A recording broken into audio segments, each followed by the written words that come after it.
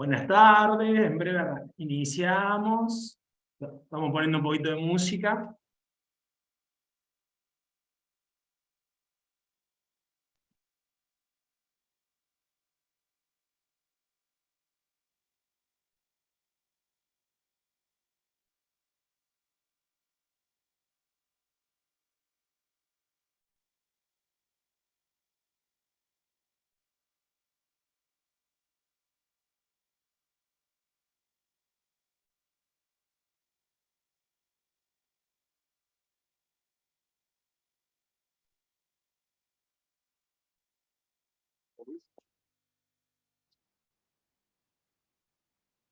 Bueno, buenas, ¿cómo les va? ¿Cómo están?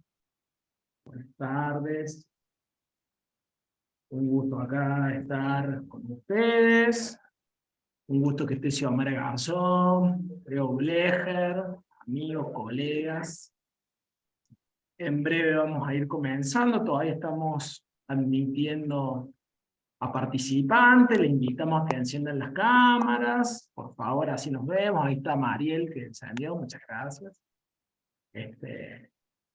Así podemos iniciar en unos minutitos. Damos la explicación, el encuadre general de esta segunda actividad de la Semana Universitaria de las Infancias, de esta segunda semana, inició el año pasado. Muy contento de continuar con una propuesta que nos invita a reflexionar sobre las prácticas, sobre los abordajes en relación a las infancias. Bueno, ya estamos grabando. Somos varios, somos varias. Vamos a esperar un poquito más.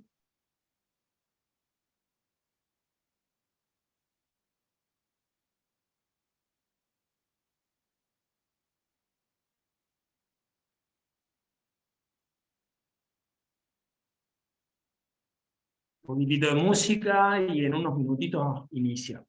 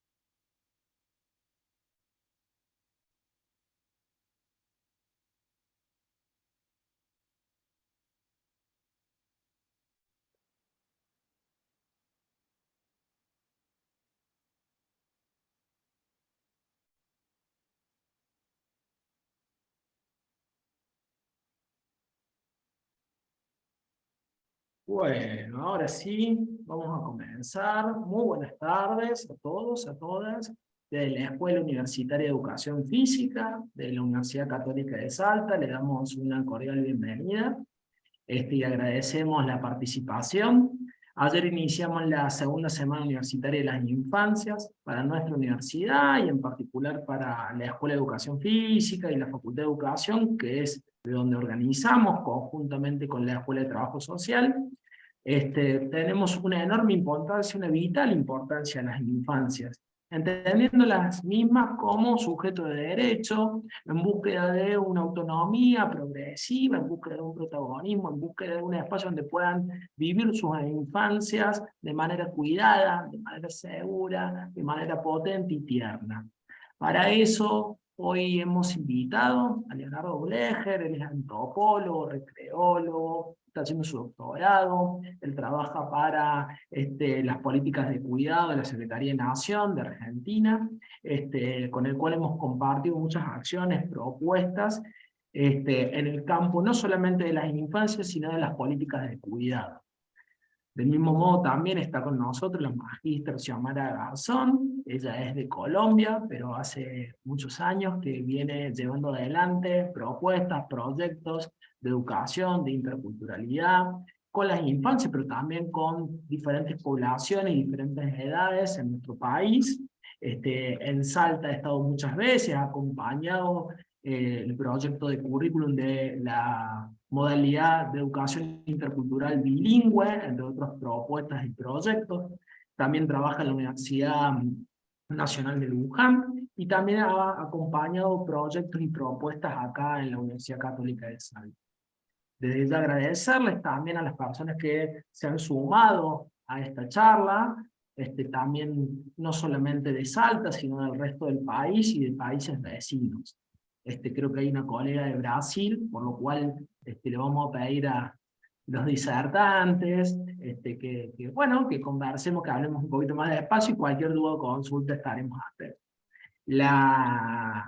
Les doy la bienvenida por parte de nuestras autoridades, la magíster Mariela Capaldo de la Facultad de Educación, que manda un cordial saludo, el especialista y licenciado John Heyman, director de la Escuela de Educación Física, que también manda un cordial saludo, y la magíster licenciada Ana Soria de la Escuela Universitaria de Trabajo Social, que también manda un cálido saludo y que celebra estos encuentros, estos espacios para intercambiar y para poder reflexionar. La dinámica es un poquito escuchar a los colegas que nos van a disertar brevemente, que nos van a compartir experiencias. Leandro Blecher va a iniciar este webinario, luego va a ser Xiomara Garzón. Esto aproximadamente durará unos 45 minutos el inicio, luego tendremos un momento de intercambio, preguntas, consultas, con micrófono, con el chat, para posibilitar la circulación de la palabra, y posteriormente algunas reflexiones finales por parte de Leandro y de Xiomara. Esa es un poco la dinámica. Nuevamente agradecerles, pedirles los datos institucionales por el chat e invitarles a encender esas cámaras para achicar las distancias. Muchas gracias. Leandro, Xiomara, los escuchamos. Buenas tardes a todas, a todos. Bueno, muchas gracias Lucho por la invitación. Un gusto, Xiomara, compartir este espacio contigo. Bueno, se escucha bien, ¿no? Bien. Nos trae algunas reminiscencias del momento de pandemia, esto de andar preguntando al Zoom si se escucha bien, ¿no? Bueno, agradezco la invitación. Entonces, hace un rato Lucho, colega, amigo, me presentó. Yo en este momento estoy a cargo de la Dirección Nacional de Políticas de Cuidado y la dirección pertenece a la Secretaría de Políticas de Igualdad del Ministerio de Mujeres, Género y Diversidad de la Nación. Les cuento esto y, bueno, por supuesto, si alguna de las cuestiones que voy abordando ahora en la exposición les generan dudas, inquietudes, por supuesto, yo después cuando termine dejo mi correo por acá y les invito a que me escriban para saldar las preguntas que haga falta. Digo, si es, perdón, por una cuestión de compartir materiales, ¿no? Después, por supuesto, podemos charlar ahora aprovechando este espacio. Bueno, entonces yo les cuento brevemente mi trayectoria. Yo llego a esta dirección porque hace varios años vengo trabajando desde distintos lugares en lo que son sistemas de cuidado pensados para la primera infancia. Seguramente hay quienes quienes están escuchando, habrá quienes conocen un poco más el tema y quizás otras personas un poco menos, así que hago como un breve repaso. Ustedes saben que cuando se piensa en términos de sistemas de cuidado es algo que es un debate que se viene dando hace varios años en nuestra región y podríamos decir que, bueno, es interesante, ¿no? Hay una autora argentina, que es una feminista que se llama Laura Pautasi, que trabaja estos temas hace bastante, sobre todo lo que es la idea del cuidado como derecho. Y ella, una de las cuestiones que dice es que justamente el tema del cuidado es un concepto polisémico, tiene varios sentidos, agrupa distintos significados, también depende del contexto en el que se da, ¿no? Y que eso, dice ella, cuando se piensa en términos de políticas públicas, tiene un riesgo, y es esta cuestión de que si todo es cuidado, entonces nada es cuidado, ¿no? Entonces, hacer una aclaración conceptual, aunque sea breve, vale la pena por varias razones. Primero, para poder ver desde dónde estamos hablando, pero también, en este caso, yo estoy acá presente, más allá de la amistad y de la convocatoria de Lucho, lo hago como desde mi lugar actual, que es como funcionario, y en políticas públicas, algo que hemos aprendido, es que para que una política pública salga, es decir, para que tenga lo más importante, que es que tenga un financiamiento, una estructura, es importante que quede claro qué es, ¿no? Entonces, no es solamente un debate filosófico, ¿no? Sino que tiene que ver con la materialidad y con lo que luego esto se convierta en algo concreto. Entonces, les decía, los cuidados son, podemos pensar cualquiera de las actividades de la vida cotidiana que son imprescindibles para sostener la vida. En el caso de las infancias podemos pensar, digamos, en que hay un momento en la vida donde sin los cuidados, ¿no? El sujeto humano no existe y es imprescindible para la constitución de ese sujeto de un otro, pero los cuidados están a lo largo de toda la vida, ¿no? Y algo que ha sucedido históricamente, por lo menos me animaría a decir desde los inicios de nuestra sociedad y que aún hoy es así, es que los cuidados son altamente feminizados. Y que esto, digamos, lo tenemos de algún modo bastante naturalizado, ¿no? En nuestra sociedad, aún hoy, tenemos como bastante naturalizado esto, que los cuidados los resuelven las mujeres, ¿no? Podemos dar ejemplos concretos, pero los invito a que piensen cuando ustedes eran chiquitos, chiquitas, si se enfermaban, ¿no? Si estaban en la cama, ¿quién era la persona que se quedaba cuidándolos, ¿no? Probablemente estén pensando en su mamá, en su tía, en una abuela, ¿no? O, no sé, si quieren otro ejemplo, piensen en quienes trabajan en el sistema educativo, por ejemplo, en el nivel inicial, ¿no? Se dice maestra jardinera, ¿no es cierto? Es una docente. Si yo pienso en un jardín, probablemente la primera figura sea algo femenino. Y con esto, o pensó otro ejemplo más, en el ámbito comunitario, ¿no? Hace poco venimos de superar una pandemia, una situación de mucha crisis, y en nuestro país, al igual que en varios países de la región, entre los distintos actores sociales que intervinieron para justamente cuidar a la población estaban la parte comunitaria, ¿no? Los centros de desarrollo infantil, los centros de primera infancia, los comedores, los hogares. Y piensen ahí, seguramente la imagen que le viene, ¿no? De la cocinera comunitaria sea una mujer, una compañera que está ahí en un barrio trabajando, pero si lo queremos cambiar de población, por ejemplo en personas mayores, también, ¿no? O sea, ustedes saben que entonces la cuestión de la feminización de los cuidados no se da solo dentro de lo que podríamos denominar el ámbito doméstico, sino que también se replica en el comunitario y también en el profesional. Aquellas profesiones, oficios que están más ligados a los cuidados, enfermería, una maestra, por ahí si hay alguien quiere levantar la mano y decir, pero maestra, ¿es cuidado, no es cuidado? Lo dejamos para dentro de un rato, ese debate. ¿Qué más? No sé, alguna persona que trabaje con personas con discapacidad. En cualquiera de esos casos son oficios que son feminizados. Y también, ya vamos tirando un spoil de cómo termina la película, sabemos que los oficios que son feminizados llevan aparejado también una cuestión vinculada, por un lado, al nivel de registración, es decir, si el trabajo, lo digo mal, pues no se dice así, pero está en blanco o no, y también en términos salariales. Entonces, acá nos faltó un ejemplo que es el más claro de todos, las trabajadoras de casas particulares, o como antes se decía, empleadas domésticas, ¿no es cierto? Ustedes saben que es uno de los rubros con mayor grado de informalidad en la economía. Estamos hablando, por supuesto, por fuera de lo que es la economía informal propiamente dicha, ¿no? Es decir, es un rubro que tiene una ley que regula su funcionamiento y que aún así la mayoría, se calcula que más o menos el 70% lo hace de manera no registrada.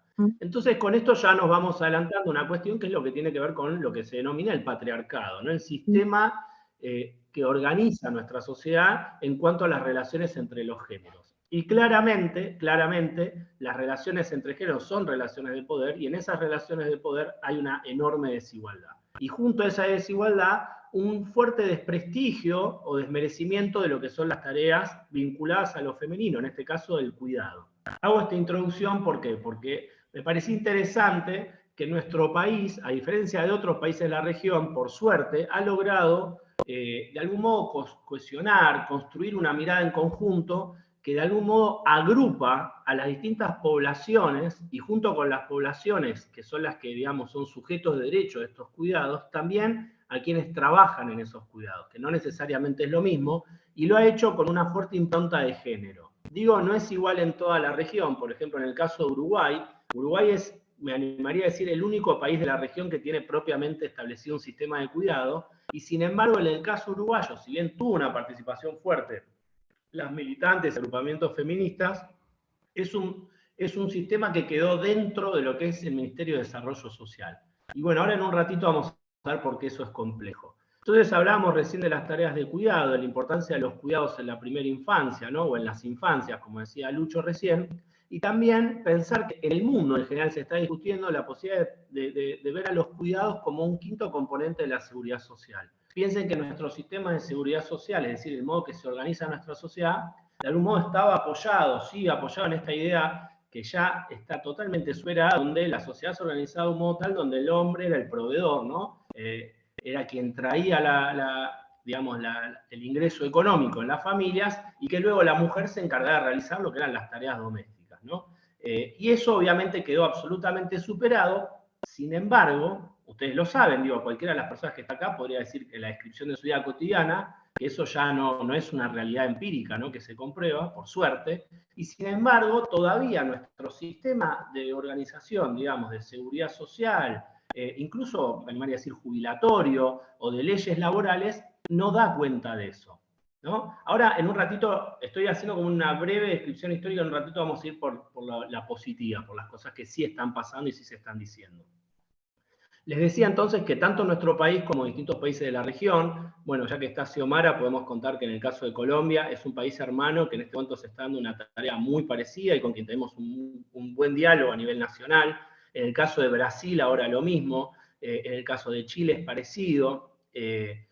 Bueno, lo que está pasando es que se están planteando esta cuestión de decir, vamos a crear sistemas de cuidado, ¿no? Entonces, al respecto ya hablamos así un poquito rápido de qué hablamos cuando hablamos de los cuidados, y en ese sentido un poco lo que se está planteando es pensar, ustedes saben que la CEPAL, que se realiza una conferencia de la mujer regional, la última se hizo en diciembre en Buenos Aires, y está lo que se llama el Compromiso de Buenos Aires. Los invito a que se metan a chusmear, si no me escriben después y se los paso, pero meten en Google Compromiso de Buenos Aires y les va a aparecer, y lo que se plantea es pensar a los cuidados como una necesidad, ¿no es cierto? Porque evidentemente son una necesidad, si los cuidados no existe la vida, como un derecho, ¿no? Estamos en año electoral, así que ligar necesidad y derecho me parece que es interesante, ¿no? No todo el mundo lo piensa así, pero por lo menos desde nuestro lado proponemos eso, y finalmente los cuidados como un trabajo. Y cuando decimos un trabajo, ¿por qué lo decimos? ¿Por qué lo decimos? Y esto es importante poder empezar a escucharlo. Muchas veces quienes trabajan desde la perspectiva de la protección de derechos de infancia dicen, no, los cuidados, por ejemplo, vinculados a la infancia es una obligación parental, entonces no es un trabajo.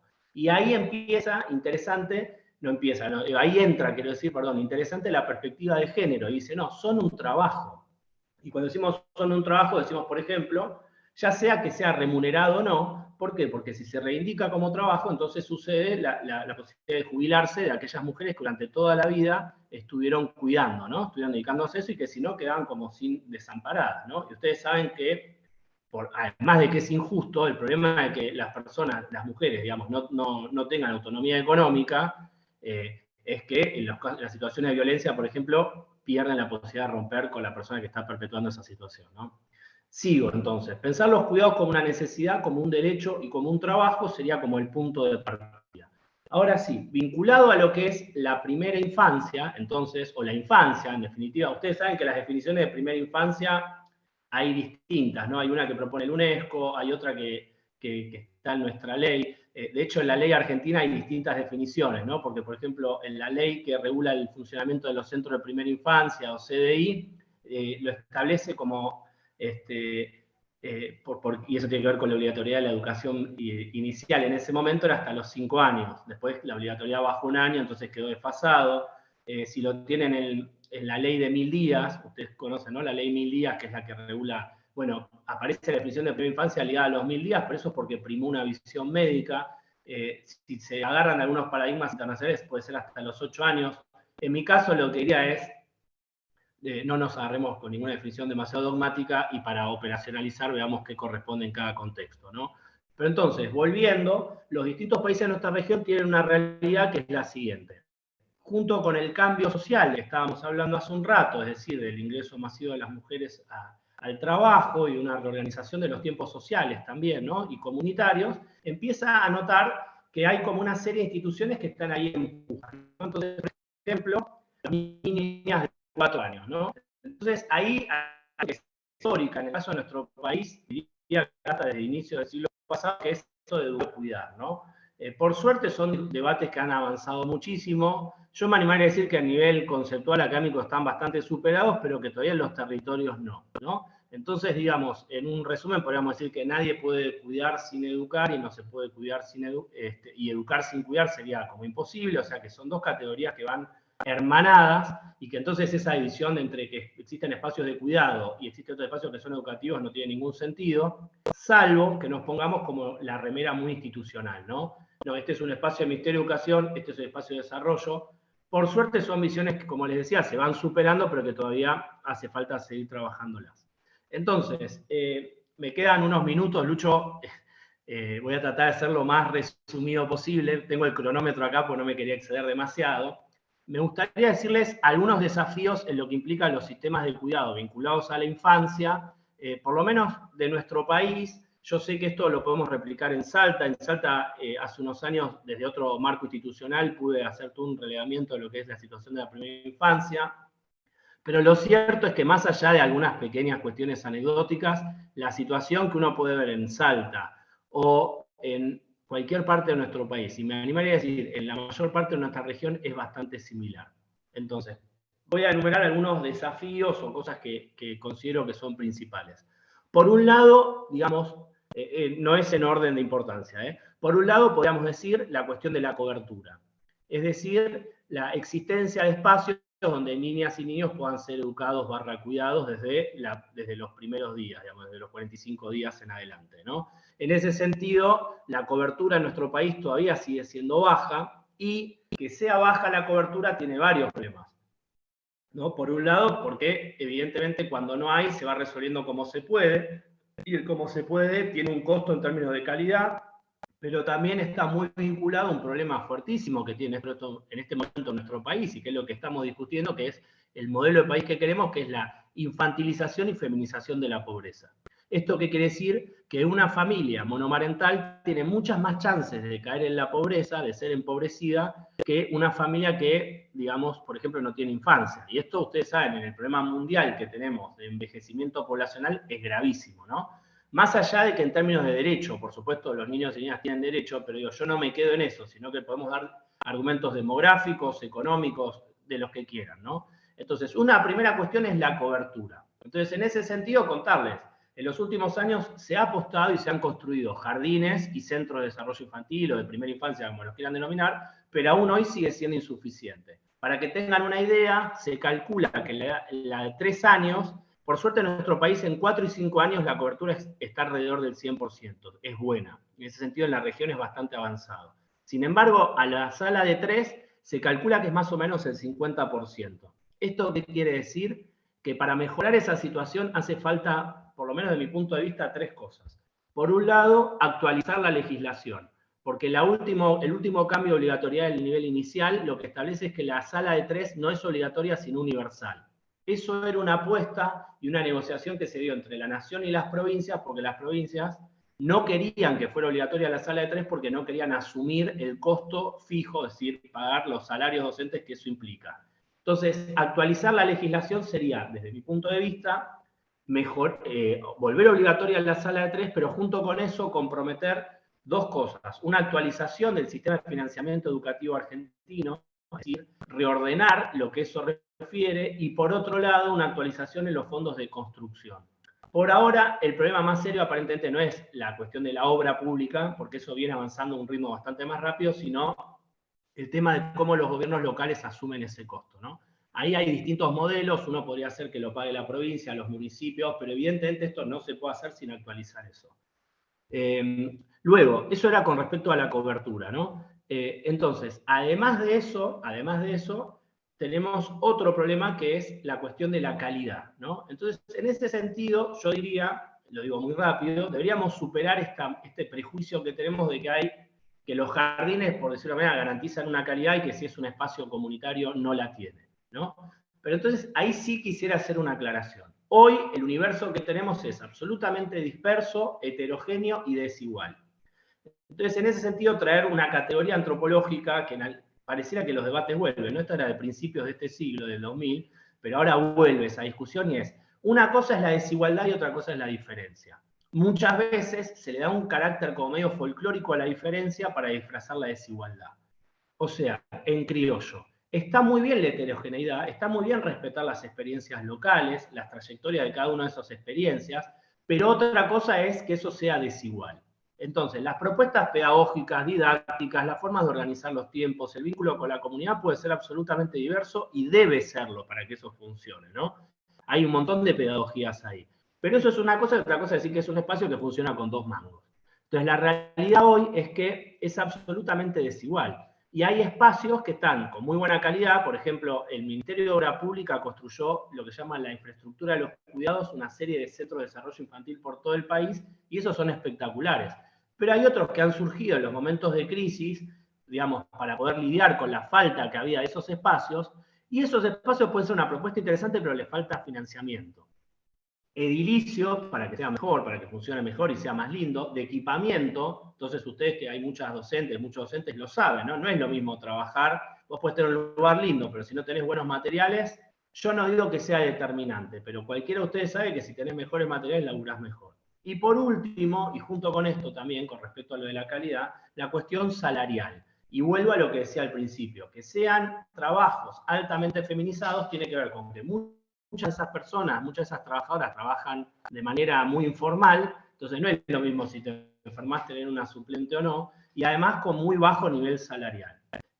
Junto con eso, la cuestión de la calidad, entonces tenemos la infraestructura, el equipamiento, las condiciones salariales, viene la cuestión de la formación. Vieron que siempre que uno escucha un político hablando de educación dice, hay que mejorar la formación docente. Bueno, siempre hay que mejorar la formación docente. Esto por supuesto que no es garantía de nada, pero es cierto que hay que hacerlo. Eso es en cuanto a la cobertura. La otra cuestión es la dispersión. Entonces, para mejorar la dispersión lo que hay que hacer es, por un lado, y justo en este momento estamos haciendo un trabajo asesorando al gobierno de Bolivia que está en ese proceso, ¿no? Por un lado, generar un registro único donde estén todas las instituciones vinculadas a la infancia, ¿no? En este caso, donde pueda estar un registro y la información absolutamente precisa.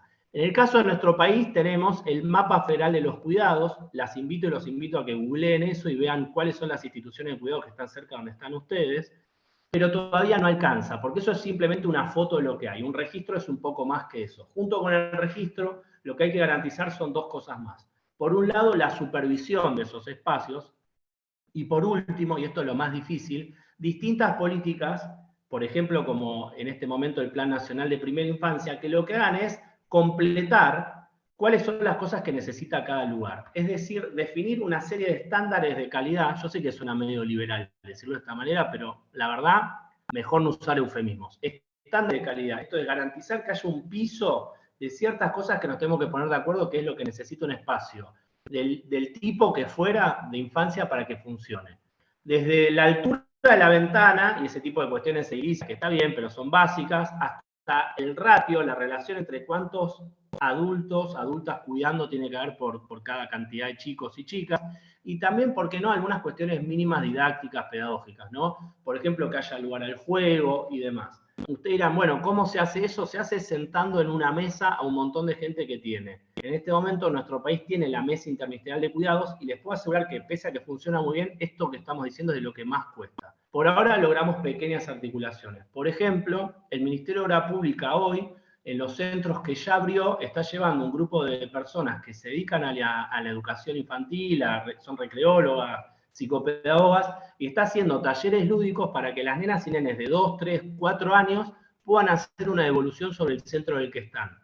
En la evaluación de la obra pública se está incorporando la perspectiva de la infancia, Lucho decía al principio de la ternura, de lo lúdico, para que esos niños y esas niñas también puedan ser quienes evalúen el espacio en el que participan, ¿no? Y también desde ahí construir estándares de calidad.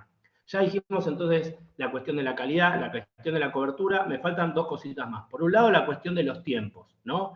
¿Qué quiere decir de los tiempos? Hoy en día en nuestro país lo que está en la ley es que los varones, porque está puesto en esos términos, tenemos solamente 2 días una vez que nace nuestro hijo o nuestra hija. 2 días, ¿no? Eso es lo que está en la ley. Después ustedes podrán decir, no, pero no sé, mi tío, yo trabajo como docente, tuve más días.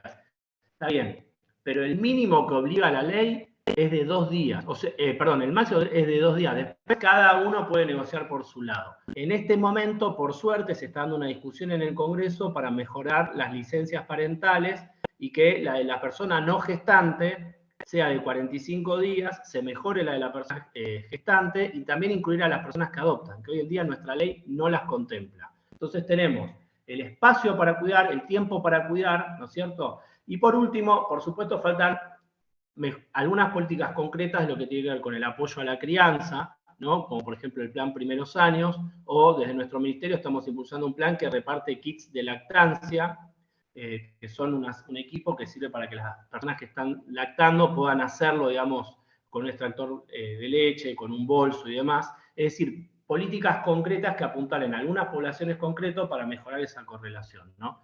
Entonces, digo, recuperando es, en definitiva, cuando pensamos en la idea de sistema, de lo que se trata es de poder generar que las familias y las comunidades tengan la mayor posibilidad de abanico de toma de decisión para ver de qué manera quieren criar a sus hijas, a sus hijos, y que eso, por supuesto, sean políticas y perspectivas que incorporen la mirada de las infancias y no que lo pongan con una especie de falsa dicotomía, ¿no? Que es, algunos de los debates que se plantean en algunos momentos van por ese lado, ¿no? Como si fuera cuidar los derechos de las infancias va en detrimento de cuidar los derechos de las mujeres, o como si, por ejemplo, poner el dinero ahí. La típica respuesta que uno escucha, ¿cuál es? Sí, sí, es importante, pero ¿es ahora? ¿Es urgente? Es ahora y es urgente porque evidentemente las infancias no pueden esperar porque la mitad de los pibes de nuestro país hoy están en situación de pobreza, porque la calidad de los espacios en los que transcurren no es buena, porque piensen que ni siquiera en la ley, por ejemplo, ni siquiera nuestra ley todavía dice que la jornada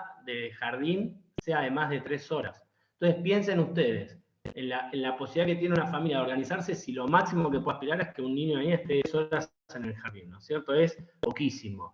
Ahora, de nuevo, pensar en términos de sistema, que haya familias que puedan organizar manejando las licencias, que haya leyes avanzadas como la del teletrabajo, se está discutiendo la reducción de la jornada laboral, pero también que haya mayor inversión, por ejemplo, en los espacios públicos, en las plazas, que haya el planeamiento urbano, perspectiva de infancia también, porque si no, nos quedan siempre como patas afuera. Y que haya inversión garantizada en la infancia para que todo esto sea una realidad. Bueno, me quedó un poquito largo, les pido disculpas. De todos modos, como les decía, yo en un ratito dejo mi correo acá y cualquier cosa, si alguno de los materiales que estoy mencionando los quieren, los podemos compartir y dejamos abiertos para el diálogo también. Querido Leandro, muchísimas gracias. Creo que has despertado, movilizado, sacudido un poquito ahí desde la introducción, desde dónde partí, lo institucional y también tu mirada y la acción para tener presente ese recorrido y esas necesidades y demandas. Seguramente aparecerán preguntas, consultas, intercambios. Yo fui subiendo algunos documentos que nombraste en el chat. Muchas gracias por tu compartida y vamos a abrir después al diálogo y al intercambio. Bueno, Xiomara Garzón, ahora te vamos a escuchar a vos. Bienvenida nuevamente y muchas gracias por estar.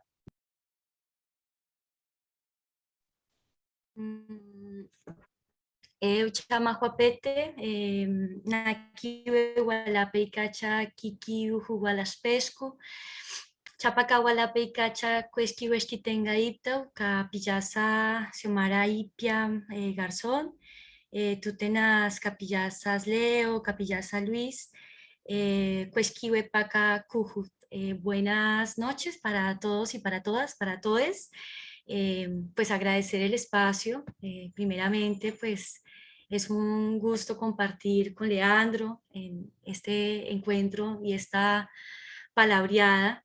Agradecerle a Luis y digamos todas las gestiones que ha hecho para que este encuentro sea posible, ¿no? A la Escuela Universitaria de Educación Física, a la Escuela Universitaria de Educación y Trabajo Social de la UCASAL, y pues hoy Luis nos está convocando a hablar de infancias, cuidado desde una mirada intercultural.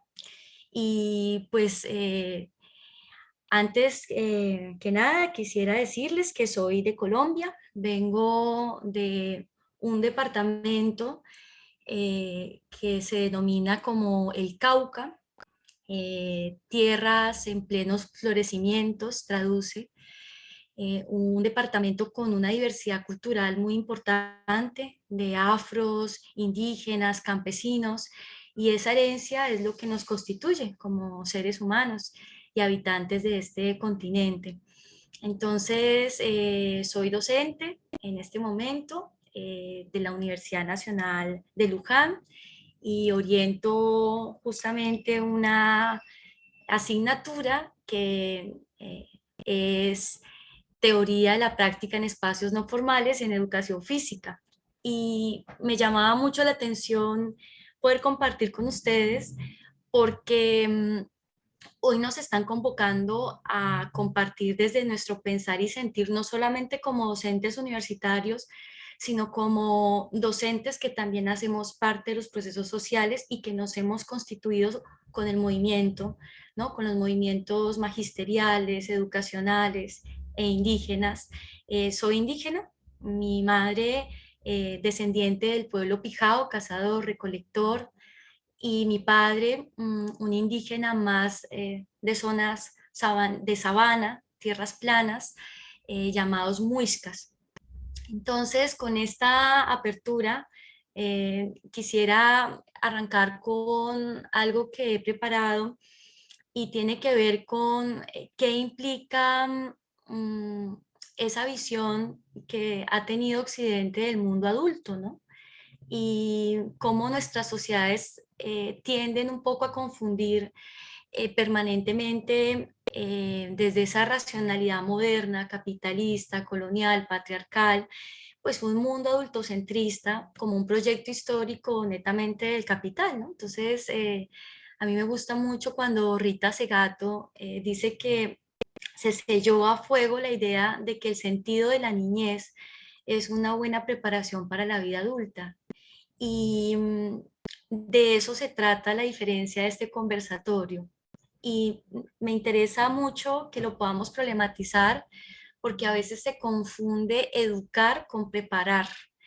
Y me parece muy importante problematizar hoy en conjunto qué implica problematizar ciertas conceptualizaciones de lo que implican las infancias, los niños, las niñas, los alumnos, ¿no? Desde un mundo donde miramos y desde qué implica desmarcarnos y un poco indisciplinarnos con elementos pues que creemos que son constituidos, pero que realmente no nos constituyen como continente, ¿no? Entonces, en ese sentido, pues traemos una mirada producto del aprendizaje de los procesos comunitarios indígenas, al cual yo también pertenezco, y es como pues los niños y las niñas son sujetos sociales y políticos, y en ese sentido, el mundo que habitan los niños y las niñas en relación con la naturaleza,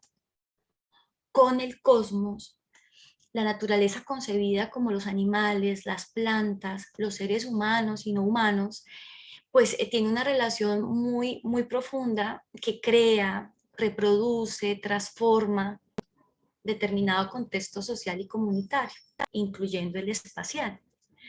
Por eso es tan difícil uno en espacios interculturales decir, vamos a hablar de los mitos y de las leyendas, porque realmente lo mítico es como si fuese algo falso, algo producto de lo imaginativo, cuando realmente son, operan como elementos que le dan sentido a no ir a ver esos nidos de ciertos insectos porque te puedes enfermar. Cuidado en el último mes de gestación de la mamita es escamar el pescado porque se puede enfermar, ¿no? ¿Qué implica ese paso de la vida y la muerte? ¿Cómo participan los niños de ciertas ritualidades, ceremonias o actos cuando ya las personas dejan este espacio? ¿Cómo desde los pueblos indígenas, afrodiaspóricos, campesinos, la concepción de la muerte es ir al otro espacio? Y por lo tanto ir al otro espacio implica que este momento es un momento, el mundo, ¿no? de este espacio terrestre es un mundo de experiencias donde transcurren días de curiosidad, donde nos ponemos ansiosos por conocer, donde somos inquietos, donde preguntamos y donde se siente urgente jugar.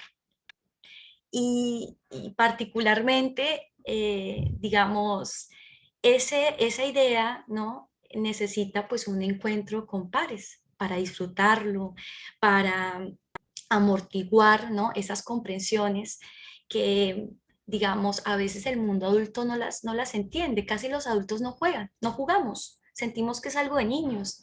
Y fíjense cómo jugar implica otras concepciones, y las otras concepciones es qué significa el juego para quienes juegan. El maestro Humberto Maturana, que es un gran pedagogo, maestro mío también en algún momento lo fue, decía que nada, digamos que lo que no se conoce no puede significar. Y a mí eso me pareció brillante porque lo sigo todavía pensando y, digamos, cuando pensamos que la preparación, ¿no? Está basada, ser niño es la preparación para un estadio que es la adultez, creo que ahí algo está faltando. Es la típica, ¿no? Pregunta cuando un adulto está al frente de un niño y le dice, ¿y tú qué quieres ser cuando seas grande? Y es una pregunta muy difícil. Hay un texto muy bello que sacó un colega y, bueno, estudiante de maestría en educación, Santiago Morales, que trabajan todo lo que es la pedagogía de la ternura desde una perspectiva de educación popular. En un pequeño texto dice, pues tal vez cuando sea grande, ¿no? Él se lo preguntará. Tal vez ahora, pues no es el momento, ¿cierto? Entonces la respuesta sería, pues no sé, cuando sea grande me fijo. Entonces, en ese sentido, fíjense cómo afirmar esa idea adultocentrada pues es una trampa, es carcelera de las utopías de lo que implica la infancia, y los niños y las niñas en pueblos originarios cumplen un rol muy importante para fortalecer el proceso organizativo de cada pueblo. Entonces, en ese sentido, voy a cerrar este segmento con el sentido etimológico de lo que implica decir infancias, ¿no? Y decir infancias tiene una connotación que es sin voz. Y entonces afirmar a nuestros niños y nuestras niñas sin voz implica negar su carácter de actores sociales, de sujetos sociales y políticos. Por eso con esto quisiera arrancar, que nos pensemos un poco más qué implica, ¿no?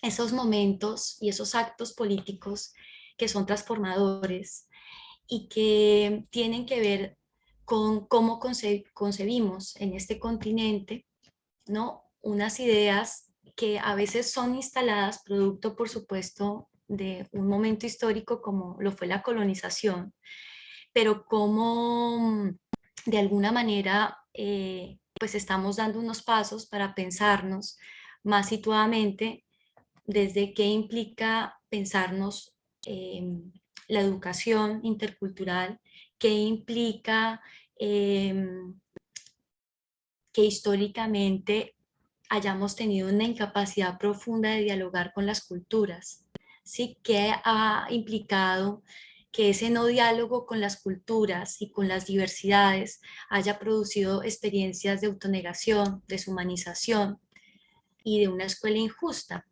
¿no? Que ha validado una sola historia desde el mundo positivista, cartesiano, y una única forma de conocer en relación a las agendas del mercado y del control. Entonces, la pregunta que se están haciendo los pueblos diversamente constituidos y étnicamente constituidos es que la escuela está pensada a espaldas de la vida.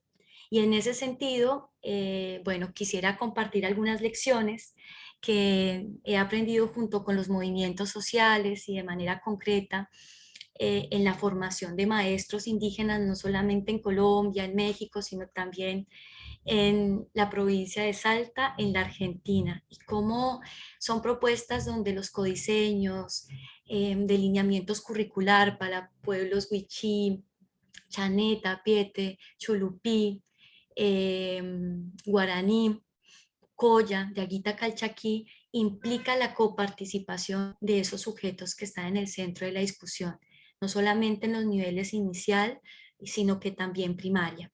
Y entonces, cómo estas experiencias de poder pensarnos los currículos propios, ¿cierto?, que aporten más allá de los diseños provinciales, implica tener unas experiencias de hacer un ejercicio más descolonizador, donde también las universidades participamos en poder ampliar la mirada. Entonces, voy a compartir pantalla y con esto ya estaría cerrando el segundo segmento, si vamos bien de tiempo, y es cómo, digamos,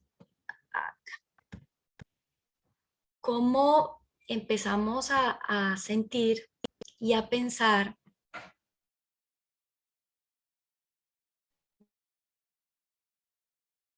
son de nuestro continente, ¿no? Los pueblos desde el interior, desde adentro, desde el ombligo, desde ese corazón del monte, el corazón de ese río que a veces los atraviesa, como es el río Pilcomayo o los que están más hacia el lado formoseño, el Bermejo, ¿no? Y entonces esto ha sido muy, muy interesante porque ha permitido ver cómo los niños y las niñas en espacios como México, Guatemala, Colombia, Ecuador, ocupan algunas asignaciones que tienen que ver con ser guardianes territoriales. En el marco derecho encontramos algo que los pueblos Nasa en Colombia, que viven en el departamento del Cauca, denominan como las semillas de autoridad. Las semillas de autoridad son los guardianes territoriales, son aquellos que desde muy pequeños están atentos de que nadie se quede detrás de nadie, nadie sea excluido al interior de la escuela o en espacios territoriales donde no hay un adulto cerca. Es un lugar donde ellos se les respeta y donde el adulto, si hay un kihuetegna, digamos, de estas edades, no hace caso omiso a la indicación que él le está dando, y donde empiezan a pensarse en unos espacios territoriales donde aprendemos, es decir, los territorios, y acá quisiera trabajarlo situado, el territorio es un gran maestro y en ese sentido el territorio es el gran pedagogo de los pueblos, es decir,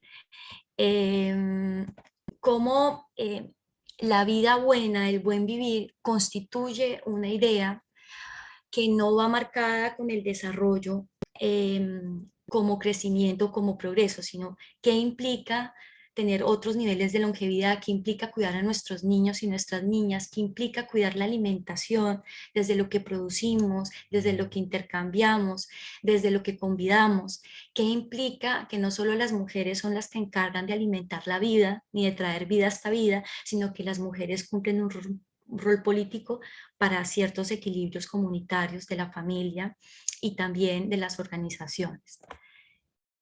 Hay otro, ay, no me cambia, espérenme un momento.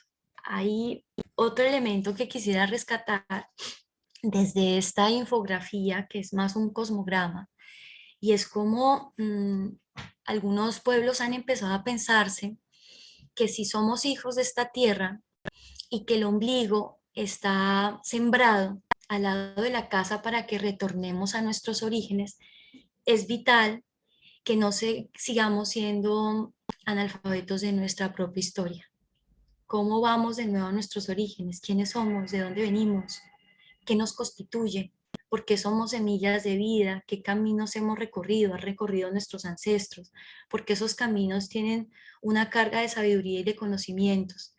Es muy interesante ver, por ejemplo, a los Colla en el norte argentino, cuando tienen su primera iniciación con la transhumancia a temprana edad, donde el miedo no es el zorro, donde el miedo tiene que ver con la noche, pero la superan, donde ellos son valientes caminando largas horas durante muchos meses, donde el momento de iniciación no es ir a la escuela, al primer proceso de escolarización que él tiene cuando es niño, en el nivel inicial, sino hacerse cargo de algunas ovejas que le encarga a su familia.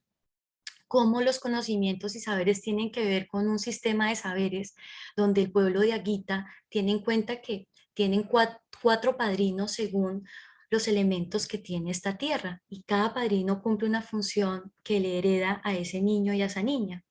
Cómo los cambios entre edad y edad no tiene que ver con lo psicogenético únicamente, sino con el primer corte de cabello, que sería el ritual del chacharruto, qué implica la caída del primer diente de leche, qué implica que el niño ya camine, qué implica que ya no esté, ¿no?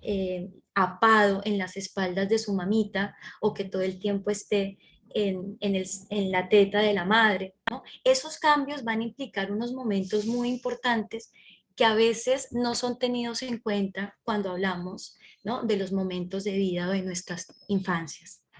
¿Qué implica reconocer que los pueblos, desde una perspectiva intercultural, se están pensando pedagogías propias? Es decir, hay formas de conocer y de saber que superan la pedagogía y los miles de preceptos que hay en los enfoques pedagógicos. Hay unas pedagogías territoriales muy bellas, donde ni siquiera hay una intención comunicativa de hacer sentir mal al otro. Mi mamá, cuando yo era pequeña, me decía: guarda, porque nadie puede pasar por encima del corazón del otro aunque piense diferente. Y a mí eso me llegó al corazón, y lo que más intento es poder llegar, cuando estoy con niños y niñas o a los núcleos familiares donde hay niños y niñas, pensar acorazonadamente, ¿no? Para quitar ciertas corazas. Las confianzas son procesos. Tener confianza implica una construcción. Y entonces, cuando uno es niño, hay tantas cosas que le generan a una inseguridad y miedos. Hasta a veces uno crece pensando que es torpe, y ni les digo en el tema del movimiento, ¿no? Y los que somos de tierra cálida somos un poco más amplios, dicharacheros, nos movemos distintos. Los que somos de montaña somos un poco más abrigaditos, nos cuesta mover el esqueleto. A ver, muévase, ¿no? Pues que yo no. ¿Sí? O sea, moverme es algo escandaloso, es algo que no se puede, y eso pasa por algunos estadios, por supuesto, culturales, ¿no? Y lo que implica finalmente los calendarios del tiempo y del espacio. Todos los pueblos tienen unas formas de concebir los momentos de vida según los cambios lunares y solares. Por eso el nacimiento de un niño y una niña en la comunidad es un festejo. Por eso el momento de la Pachamama en agosto es un festejo, porque durante la vida los seres humanos tienen muchas siembras, cosechas, y esas siembras y cosechas van a ser siempre un regalo, ¿no?, del universo en términos de la cosmovisión y de la concepción de mundo. Entonces, en ese sentido, ¿no?, cuando un niño nace bajo ciertas lunas, es un niño que tiene unos dones para aprovechar en todos los momentos de vida, sea un niño, sea un jovencito, sea un adulto o un mayor sabedor, ¿no? Y eso está marcado un poco por las cosmoacciones y cosmovisiones. Bueno, otro espacio de aprendizaje que tienen los pueblos y que es muy bello es la ritualidad, ¿no? Entonces la ritualidad implica pues un estadio de espiritualidad, implica esa relación cuerpo-cuerpo, naturaleza, implica toda una concepción incluso política.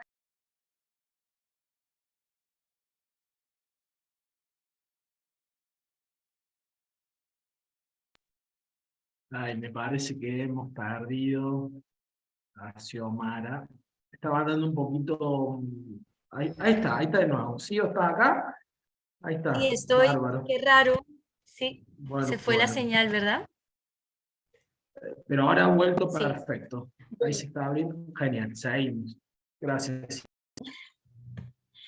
Bien, entonces el otro espacio tiene que ver, ¿no?, con la ritualidad, y la ritualidad implica no solamente concebir la idea de lo no humano, sino algunos momentos que son importantes para armonizarse. Cuando las personas se enferman, no se enferman porque adquirió únicamente un virus, sino porque hubo alguna desarmonía, ¿no? Y esas desarmonías implica que de pronto hay una concepción muy bella cuando, por ejemplo, las mamitas están en gestación, y es que particularmente cuando hay un recién nacido o una mamá gestante, es importante no tocar la panza si la mujer tiene la menstruación, porque puede enfermar, ¿no? Y uno diría, pues esos son cuentos, son cosas.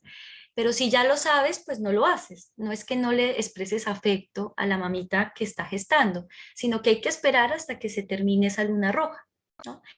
¿Qué implica la relación de nuestros cuerpos? Cuando soñamos, cuando sentimos que hay algo que no funciona. Fíjense en ese mundo tan sensible, pues que uno no tiene en cuenta, o sea, el tema de los sentidos, que es el audio, ¿no? Que implica lo que escuchamos, lo que vemos, lo que olfateamos, lo que gustamos, pues son sentidos muy importantes en el aprendizaje, pero los pueblos, por ejemplo, indígenas y campesinos, tienen claro que lo que sueñan, lo que sienten corporalmente, ¿no? Y los pulsos o lo que escuchan, sean aves, animales y mamíferos, es un indicador de estar atento o de la alerta. Un segundo espacio de aprendizaje es la familia. La familia implica el núcleo de donde nosotros concebimos que está la lengua presente. Salta, por ejemplo, tiene unas lenguas vitales muy importantes y también otras que están próximas a revitalizarse, ¿no? Y la lengua implica reconocer que, digamos, hay muchos saberes que no están fácilmente traducidos o interpretados en castellano. Uno de ellos es infancia, no está en las lenguas ni escuela, ¿no? Pero ellos sí hablan del lushwet, ¿no? O sea, que implican ese momento de ser niño, de ser semilla embrionaria, ¿no? Y eso es muy interesante, tiene otros significados. Para ellos la escuela no es escuela, ellos conciben, por ejemplo, el mundo wichí, guaraní, hablan de lo que implica nuestros espacios de conocer, de saber, nuestros espacios para aprender. Y el fuego, el fogón es uno de ellos. El otro espacio son la chacra, la huerta o el tul, ¿no? Entonces, ¿qué implica, por ejemplo, para los pueblos que producen su comida, estar en un lugar donde hay matemáticas, donde hay microorganismos vivos, donde hay agua, donde hay un montón de saberes incorporados a la hora de sembrar, recolectar, ¿no? ¿Qué implica estar en el monte? ¿Qué implica zambullirse en el río? ¿Qué implica reconocer cuáles son hembras, cuáles no, ¿sí? ¿Cuál es el momento más importante donde llega el surubí, el dorado? Entonces se convierte en un espacio más de aprendizaje, ¿no? Otro es la asamblea. Cuando los niños asisten a la asamblea, ahí escuchan, los niños tienen voz y voto, los niños se conciben parte del proceso comunitario, ¿no? Entonces es otro espacio muy interesante donde los niños ocupan un papel importante al acompañar al adulto. Y cómo, digamos, esta articulación se viene pensando a partir de lo que implica pensarse un currículo propio, ¿no? Que implica pensarse la naturaleza y el territorio, que implica pensarse la organización política, la economía y producción para el bienestar, la comunicación comunitaria. Y bueno, y en ese sentido, digamos, lo que más hemos podido identificar en ese momento, que sería ese momento que se constituye como la primera infancia a nivel de esos relacionamientos comunitarios, es que la observación y el autoaprendizaje es muy fundamental en esas edades. Los niños y las niñas aprenden autogestionando desde lo propio. Los aprendizajes se dan en los encuentros nocturnos, de madrugada, de trabajo cotidiano. y donde los jóvenes o los más grandecitos y los padres y abuelos acompañan. No le dicen no hagan, no toquen porque pica, porque duele, sino acompañan, hacen que ellos puedan transitar la experiencia. El niño aprende participando o asistiendo con sus padres a recolectar plantas medicinales, a guardar la semilla. Los padres no imponen sus propios deseos sobre la actividad del niño o la niña, esperan el momento determinado cuando la iniciativa viene del mismo niño. Y esas son puntadas que a nosotros nos parecen muy interesantes y que pues constituyen tener otras miradas y otros sentidos, ¿no? Otras lógicas de sentido. Entonces terminaría con un enunciado de un filósofo cubano que más ha hablado sobre la perspectiva intercultural en clave de la didactobiografía. Raúl Forné Betancourt dice: tenemos un doble analfabetismo biográfico y contextual. Si queremos plantear la cuestión del sujeto social, tenemos que aprender a leer las biografías que han sido posibles dentro de los procesos de subjetivación que nos ha dado nuestra historia concretamente. Pero ¿qué biografías? ¿Colectivas o individuales? Pues identidades que posibiliten la historia de los procesos a los que hemos asistido, ¿no? Y en ese sentido, pues hay unas preguntas que él que nos hace, y es, ¿qué han hecho de nosotros? ¿Quién ha hecho algo con nosotros? ¿Qué hacemos nosotros de lo que han hecho de nosotros? Y en ese sentido implica pensarnos que como continente tenemos unas herencias muy profundas de lo que implica ser parte de este gran Avia Yala. Y acá terminaría con una coreografía, niños y niñas donde yo provengo. Si ustedes los ven, hay unas caras de felicidad y de un trabajo comunitario en relación con cómo los maestros de la comunidad, no solamente el maestro licenciado, cumple un papel muy importante. Allí la mayora está enseñando a hacer el chumbe, el tau, el conteo desde los granos o porotos de ciertos alimentos que se dan en el lugar, los niños asistiendo en la asamblea, ahí ya hay gente más coetánea, más par, ella, la nena, explicando sobre su tau, su chumbe, su faja, que explica la historia de su clan familiar. Y pues hasta aquí dejaría, sin decirles que justamente ayer estábamos trabajando una unidad temática, ¿no? Y entonces decía el pueblo Coya que ellos eran hijos del maíz, y el pueblo Huichí decía: nosotros somos hijos de la algarroba, y el pueblo Mapuche decía: nosotros somos hijos del piñol. Y estábamos intentando armar una ronda, ¿no? Y la ronda implicaba tener incorporaciones de lo que somos, ¿no? Entonces la ronda decía: de todos los cultivos de origen americano, el cacique es el maíz. En ese grano grandioso tenemos nuestra raíz. Es un producto muy noble que se da en cualquier lugar. Le sirven todos los climas, eso es algo de admirar. Cuando yo como maíz me siento el ser más feliz. Y después otra maestra decía: ¿cómo hacemos para hacer prevención con un mosquito que genera el dengue? ¿No? Y no es solamente la prevención, los insectos cumplen una función muy importante en el ecosistema.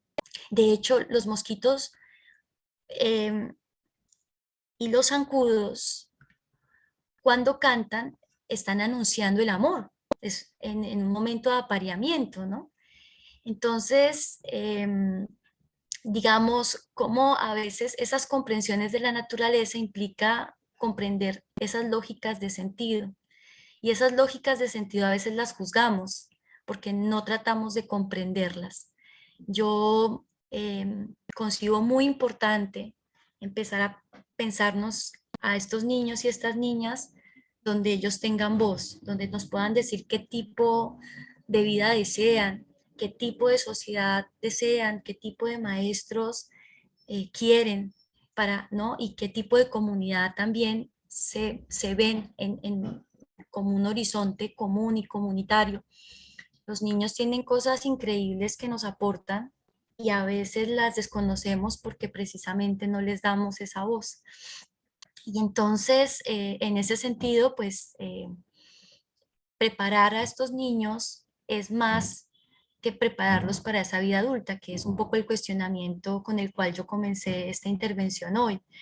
El mundo ha tenido unos cambios muy, muy brutales y diametrales. Los territorios están siendo eh, atomizados por el proceso extractivista y de despojo. Y ese es el futuro que viene para las generaciones de adultos, que a su vez van a ser los que nos van a gobernar cuando estemos nosotros en otro momento de vida. Y entonces, ¿qué implica que un niño te diga, yo no te consumo azúcar, pero sí te consumo mieles de caña?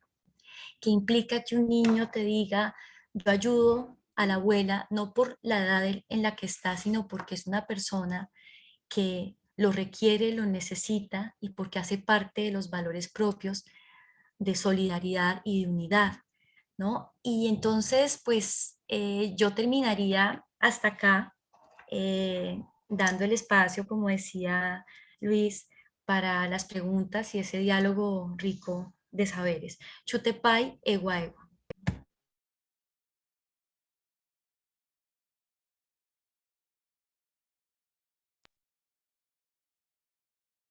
Bueno, Sio, muchísimas gracias por tu compartida, por tu generosidad.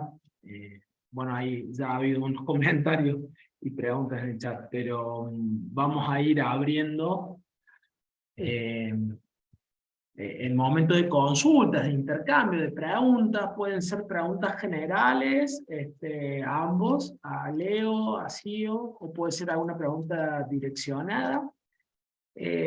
Tenemos el chat como posibilidad, o tenemos también el poder habilitar un micrófono y una cámara, ¿por qué no? Para poder hacer ese intercambio, para poder abrir ese juego, para poder abrir esa puertita de reciprocidad, de Aini, diría en quechua aymara, la reciprocidad. El que quiera, el que tenga ganas, puede ahí hacer alguna preguntita, un comentario a Leo o así.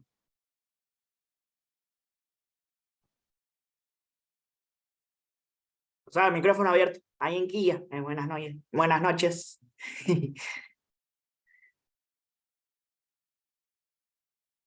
Bueno, yo tenía consultas para cualquiera de los dos exponentes, o si me querés responder vos, Lucho, sería un golazo. O sea, ¿dónde entran las infancias, o sea, con la perspectiva de la disidencia en las infancias, sobre todo en las nuevas generaciones actualmente, que se consideran no binarias, o sea, dentro de la comunidad LGTBIQ+, cómo entra dentro del campo de sujeto de derecho, digamos. Y a su vez, cómo esto se relaciona con las comunidades originarias, las personas lamentablemente racializadas y su reparación histórica respectivamente. O sea, si esto se conjuga mutuamente, porque hay un bastante machismo estructural que se potencia en las comunidades, al menos por lo que tengo entendido. No sé si me voy a entender o me voy por las ramas. Si querés, Lucho, bueno, gracias, Luca es tu nombre, por la pregunta. Si querés, puedo responder una primera parte, digo, en términos de pertenencia institucional, por lo menos, y después, en todo caso, Xiomara, completás, ¿te parece? Perfecto, claro que sí. Bueno, como decía al principio, repito, porque vi que se sumaron varias personas, en mi caso yo trabajo dentro del Ministerio de Mujeres, Géneros y Diversidad. En la secretaría que trabajo yo se llama Secretaría de Políticas de Igualdad y Diversidad, así que, Luca, esta pregunta que hacías, te puedo contar con algunas cuestiones concretas. Por un lado, en la ley, digamos, el proyecto de ley que se está pensando el sistema de cuidados de Argentina, para generar ese proyecto de ley se hicieron una serie de instancias consultivas. Una de ellas fue con agrupaciones de las distintas agrupaciones, digamos, de LGTBI+. Entonces, en ese sentido, decirte que es interesante cuando realmente, porque esto fue previamente a que se redactara el proyecto de ley, ¿no? Entonces, ahí hay una experiencia novedosa en el sentido de decir, porque un proyecto de ley digo, no es una cosa que queda en abstracto, es lo que funda una política después, ¿no? Entonces, cuando integrás esa perspectiva de entrada, y desde detalles, como por ejemplo que la parte que refiere a las licencias parentales no diga más padre y madre, sino que habla de personas gestantes, personas no gestantes, o por ejemplo en algunas políticas concretas, como por ejemplo los kits de lactancia que mencionaba, ahí hay una parte de trabajo que se está haciendo con varones trans, una población que está bastante invisibilizada.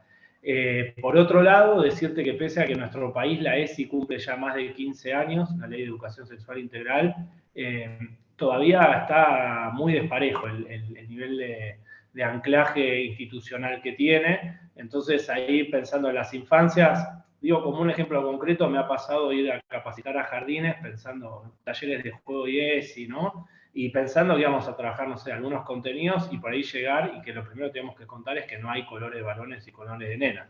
Porque la escuela, escuelas públicas, digo, y en distintas partes de nuestro país, le pedía a las familias que las nenas fueran con guardapolvo rosa y los varones con guardapolvo celeste. Quiero decir, si te pones a pensar, eso ya es algo que 15 años de ESI encima no tenía ni que darse, y sin embargo ahí estamos. Y después, con respecto a específicamente a lo de los cuidados, hay toda una perspectiva muy interesante. En breve, si quieren, insisto, me escriben y les mandamos. El Ministerio va a publicar un cuadernillo que se llama Cuidados desde la perspectiva LGTBI+, y justamente una de las cuestiones que plantea es distintos modos en los que se organizan los cuidados en formatos de familia que justamente rompen hasta incluso con la idea misma de familia, ¿no? Cuidado entre pares. Por ejemplo, en el caso de personas trans, uno de los desafíos que estamos viendo es toda la ley está muy pensada en el formato familia. No importa cuál sea, no familia hegemónica, heteronormativa, patriarcal, sino familia, ¿no? Pero entonces ahí nos pasaba que algunas agrupaciones de personas trans nos decían, bueno, está bien, pero en personas trans algo que está pasando, que pasa, que quizás en algún momento deje de suceder, pero todavía es una realidad, es que muchas veces las personas trans quedan expulsadas de su núcleo de familia y que luego el tipo de sostén, de organización que tienen en su vida cotidiana refiere a vínculos entre pares, ¿no? Entonces ahí un par, ¿qué es? No, un par no en el sentido de pareja, porque de última pareja podría ser familia, ¿no? Sino un grupo de amigues, ponele. Entonces ahí ¿qué haces? ¿Cómo lo conoces? Porque yo acá estoy pensando, yo me pongo en el rol más político. Xiomara me parece por suerte pudo aportar una reflexión, además de la política más filosófica, más en otros términos, yo me pongo más cuadrado, porque bueno, el rol que me ocupa ahora tiene que convertir estas discusiones en cosas concretas que de algún modo desde el Estado generen legitimidad. Y bueno, no es fácil, la verdad que no es sencillo, ¿no? Y en cuanto a infancias, digamos, esto que preguntabas, en nuestro Estado es pionero en lo que tiene que ver con reconocimiento de las infancias trans y también con lo que es el DNI no binario. Si vos me preguntás, ¿eso alcanza? No, para nada. Sin embargo, también en diálogo con otros países de la región, tener un piso de derecho tampoco es menor. Porque lo que hace es que cuando vas contra cierta inercia institucional más conservadora, tenés desde dónde agarrarte, ¿no? Que no es lo mismo que pasa en otros países donde no tenés ese marco normativo que te sostiene.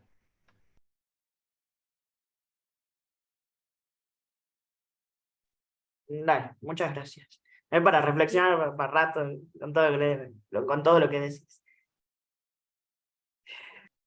Yo, digamos, particularmente con la pregunta de Luca, que es muy buena, porque justamente los pueblos, y específicamente pueblos campesinos o indígenas, son muy tradicionales, producto de la colonización. No quiere decir que hubiese sido así, y de lo que implicó también el catolicismo, acá con todo el respeto un poco del asunto, pero digamos, en México,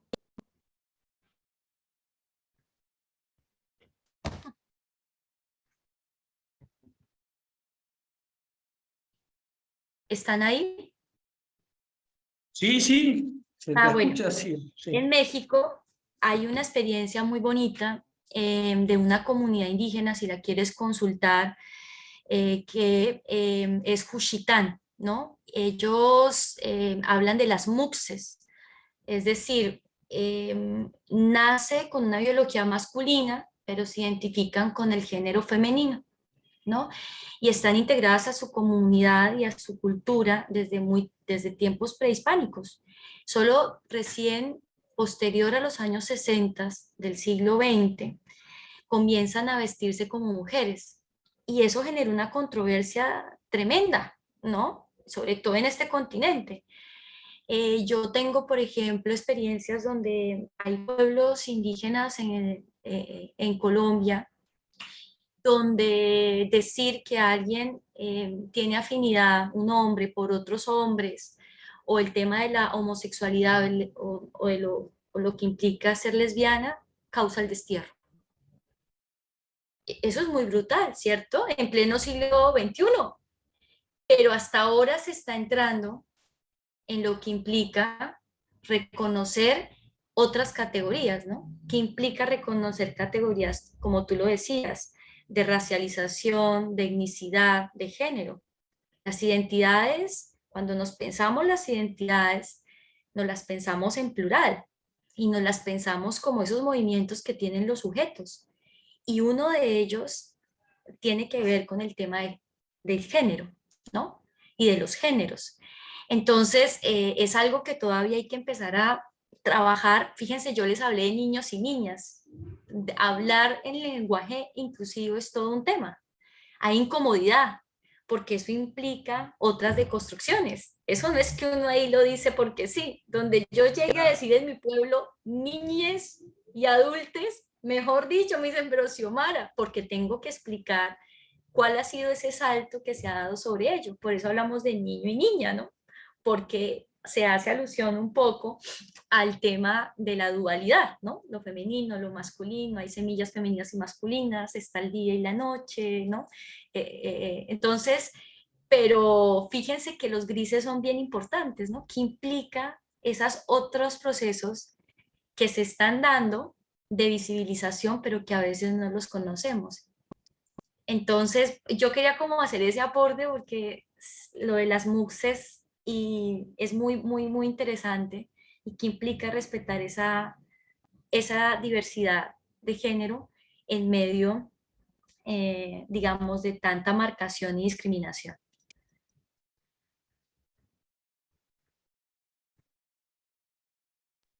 Muchas gracias. Recién se me vino a la mente un chistecito o sea, se te fue el Wi-Fi porque tenía mucha calidad tu discurso.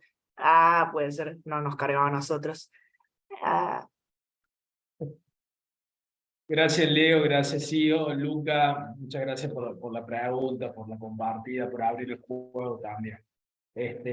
Bueno, sigue abierto, puede ser por el chat, lo podemos hacer con el micrófono. ¿Hay alguna pregunta directa o comentario que quieren hacerle a Leo o a Cio de lo que han compartido?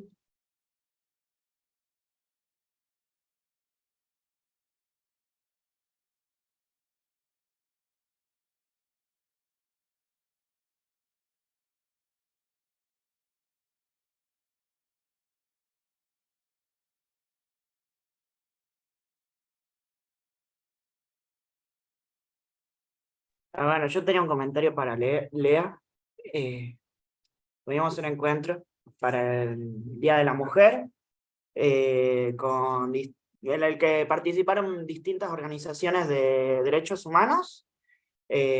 Financió el viaje hasta la comunidad Wichí del Carboncito.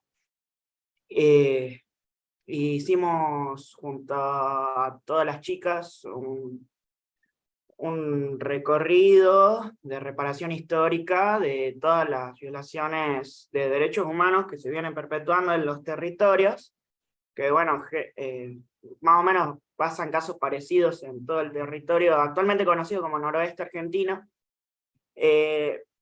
y cómo permear esa construcción colectiva, digamos, y de construcción plurinacional, en el cual tenemos un desbalance en el sistema ejecutivo y legislativo.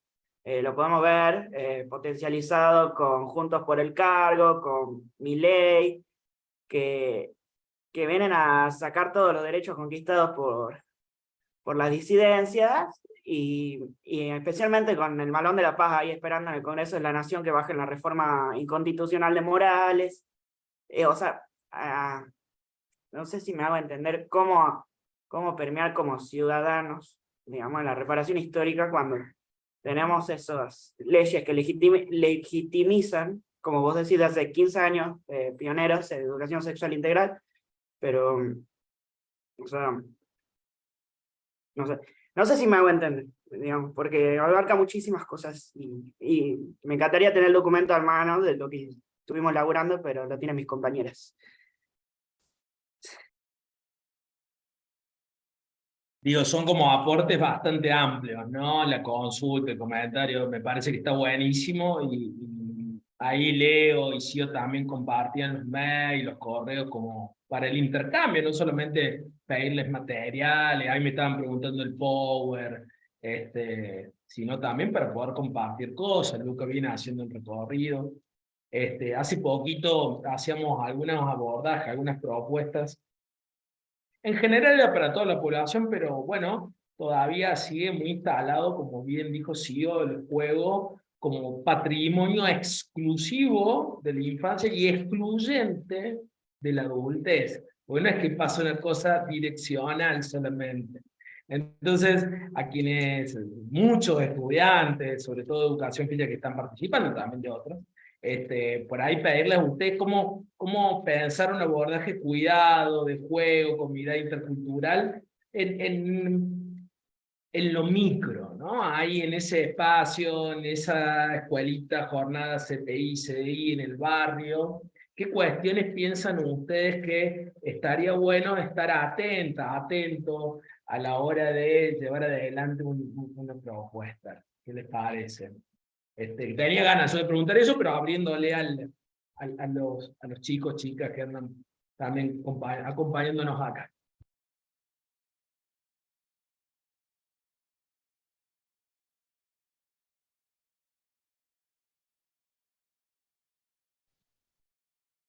Pues mira,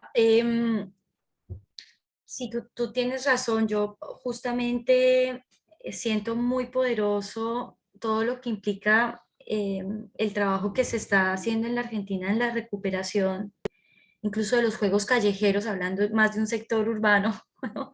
Como la ciudad de Buenos Aires, pero como el juego está siendo pensado para ciertas problemáticas de la adultez en salud mental, por ejemplo, ¿no? En una megalópolis como Buenos Aires.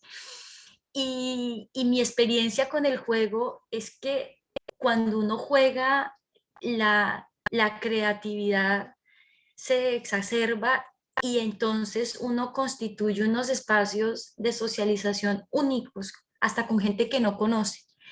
Y los miedos que tiene como que son más acompañados, ¿sí? Y entonces nos faltaría más jugar a los adultos, por supuesto, o cuando estamos enfermos. Me parece que también ese es otro momento, ¿no? En las clínicas hay gente que está con enfermedades terminales, duran mucho tiempo en procesos de recuperación y el juego, digamos, se convierte en un proceso muy bello también del interior de los sujetos, al interior de los sujetos. En el caso, por ejemplo, afrodiaspórico, con pueblos afro e indígenas, los juegos hacen alusión un poco, Lucho y los que están de educación física, a eso que en algún momento nos señaló Huizinga con el Homo Ludens, que es muy bonito. Es decir, los pueblos tienen unas formas de organizarse y de ritualizar la vida, que eso no es el juego para ocupar el tiempo libre, sino es el juego lo que significa cuando se hace y cuando lo siento. Un juego coreográfico muy profundo y muy bello, ¿no? Es la danza del pimpino, de las mascaritas. Y se hace en una época del año, en el pueblo, en el mundo guaranítico. Hay un significado del color, hay un significado del ritmo, hay una musicalidad, hay un enfrentamiento, ¿no? A veces hay entre Yaguareté y el toro, entre los animales que muestran una valentía y unas características. Dime qué más zoomorfo, díganme ustedes, qué más zoomorfo que esos juegos animalescos que nos constituyen.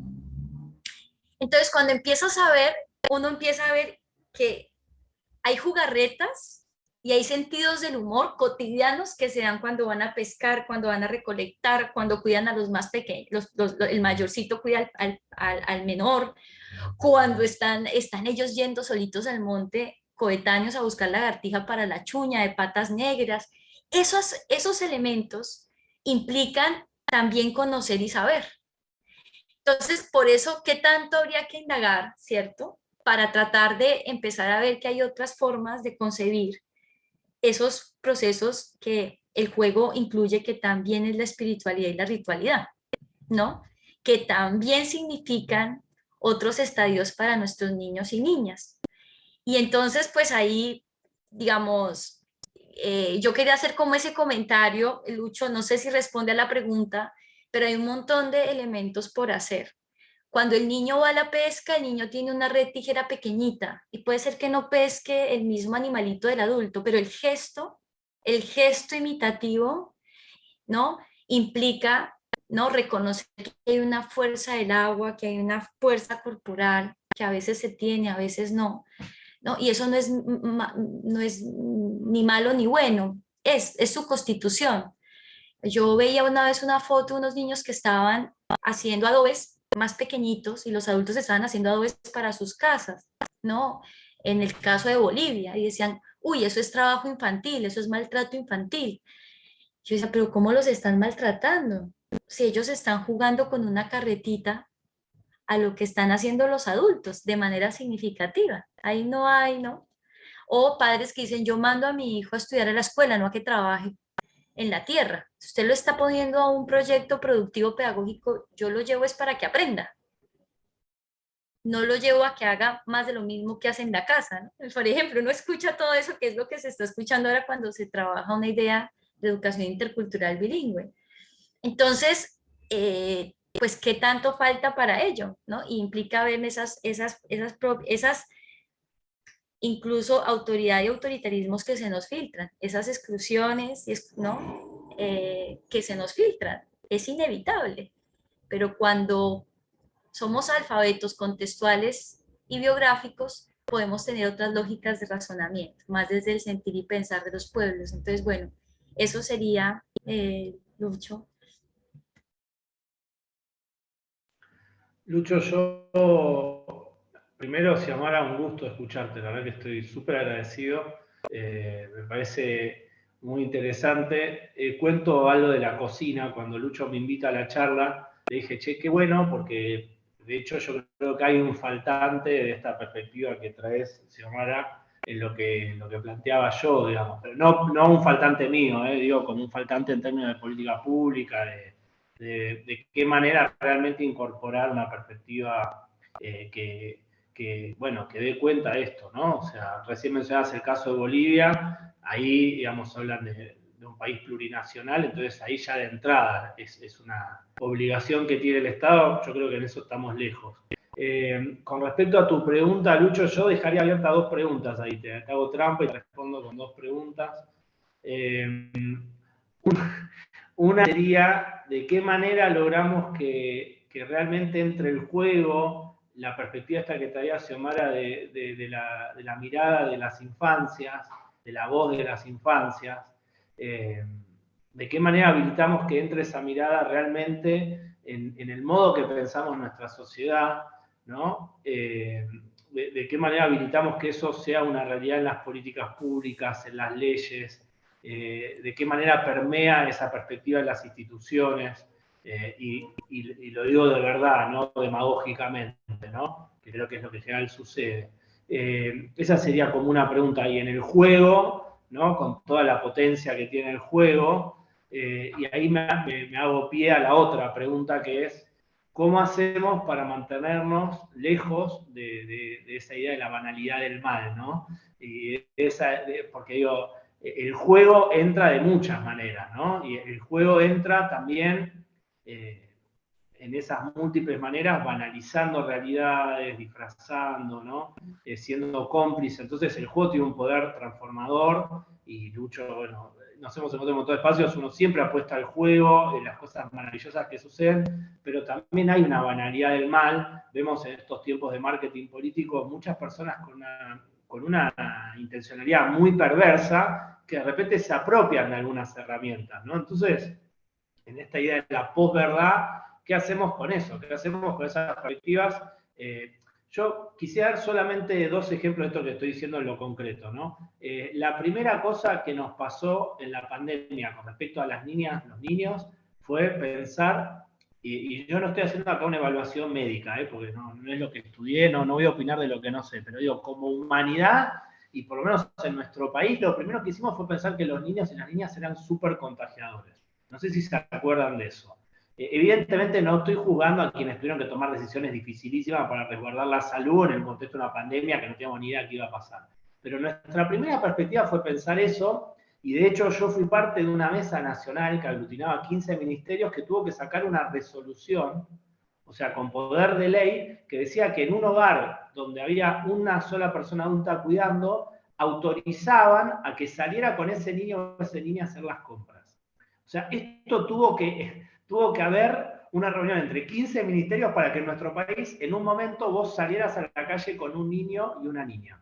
Y yo, por lo menos que vivo en la ciudad de Buenos Aires, lo puedo dar cuenta porque a mí me pasó, esto no es algo que leí en el diario, salir con mi hija cuando ya estaban habilitadas las niñas y los niños a salir a la calle y que la gente cruce de calle, cruce de vereda. Vos ibas caminando, te miraban mal y cruzaban.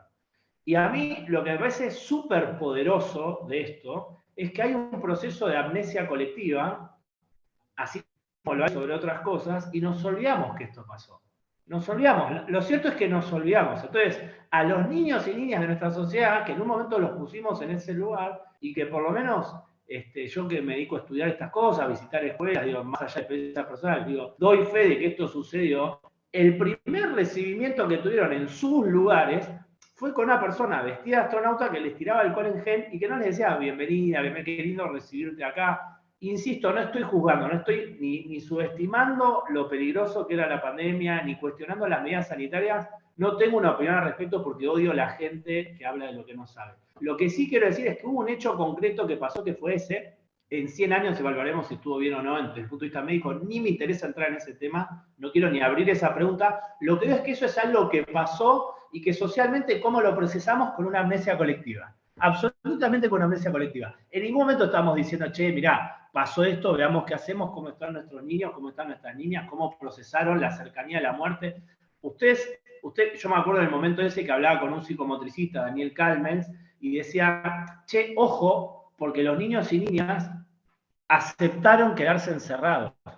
Quiero decir, yo tuve un montón de diálogos con pedagogos en esa época y decían, la primera reacción que tuvieron fue aceptar quedarse encerrados. Estoy hablando por ahí de contextos más urbanos, no sé realmente cómo fue la ruralidad en las comunidades indígenas, pero digo, en los contextos urbanos aceptaron. Y cuando digo aceptaron es, vos querés sacar un nene de la calecita y te va a putear en colores, hacen caprichos, se ponen a llorar, ¿no? En general, cualquiera que haya ido a la plaza con un niño o una niña sabe que pasa eso. Y de repente se cortó todo y quedaron encerrados. Aceptar eso significó que procesaron la idea de que fuera era peligro. Digo, y eso, hay una amnesia colectiva, de eso no hablamos, ¿no? Entonces, insisto, vuelvo a la pregunta de cómo hacemos para que realmente la perspectiva infantil tenga la mirada de las infancias piensen que la única vez que salieron a comunicar y que el presidente le habló a los niños y niñas, la reacción que hubo fue ridiculizarlo. Y no hablo en defensa del presidente y no hablo ni siquiera de la oposición. Desde todo el arco político, la reacción cuando el presidente le habló a las infancias fue ridiculizarlo, y de hecho no lo volvió a hacer más. Fue burlarse de eso. Entonces, la primera reacción de nuestras instituciones sociales hoy, con honrosas excepciones, es ponerle un cerco a la ternura, tomar el juego, insisto, no digo que no haya excepciones, hay lucha, ¿no? Donde hay poder hay resistencia, por suerte, pero digo, la sociedad nuestra procesa así la ternura, procesa así la perspectiva infantil desde el lugar de lo ridículo, de subestimarlo, y la otra, digo, eso es una cuestión, y la otra cuestión es ojo con la banalización de eso, ¿no? Porque lo otro que vemos es que muchas veces el juego, lo lúdico, está muy asociado, me parece que a procesos que no tienen mucho que ver con esto que estamos hablando de autonomía, de reivindicación de las poblaciones originarias, de las perspectivas de derecho y demás. Entonces digo, dejo abiertas esas dos preguntas. ¿Cómo hacemos para que eso entre? ¿Y cómo hacemos para ponerle un límite a ese riesgo que es de la banalidad del mal, digamos?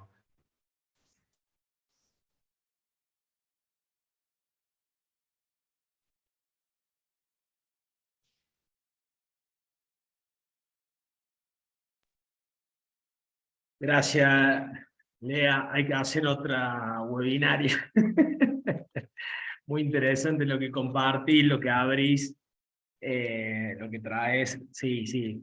Qué bueno pensar la pedagogía y la pregunta como aquello que nos permite caminar, andar, revisar, reflexionar, ¿no? Asumiendo nuestros límites, pero haciéndolo humanamente posible, diría Paulo Freire.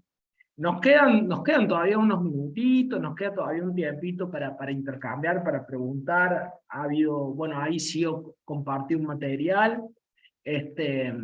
No sé si alguien más quiere habilitar el micrófono, hacer alguna pregunta, un comentario, un aporte, un pedido, un agradecimiento.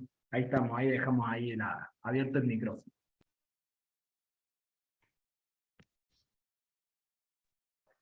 Hola, ¿cómo están? Yo soy Mariel y primero que nada quería agradecer porque abrir estos espacios y habilitar este tipo de temas y sobre todo en este momento me parece súper importante, así que gracias a todas las personas que estuvieron involucradas en esto.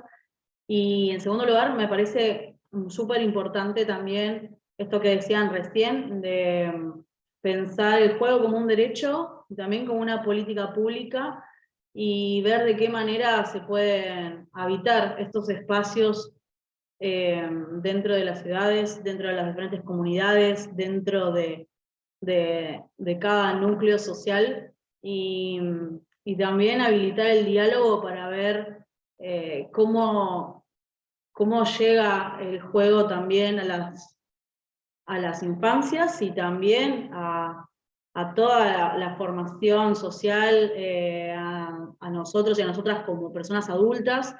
Así que bueno, agradecida por esto y bueno, y a seguir repensando también un poco todo lo que se charló el día de hoy, que fue increíble. Gracias.